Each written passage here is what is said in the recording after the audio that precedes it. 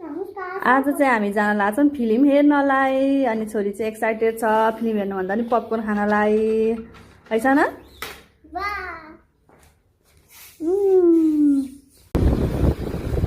हामी चाहिँ निस्क्यौँ अब फिल्म हेर्न जानलाई र हामी पुग्यौँ पनि मलमा अनि त्यहाँ पार्किङ गरेर हामी जान्छौँ अब माथि हजुर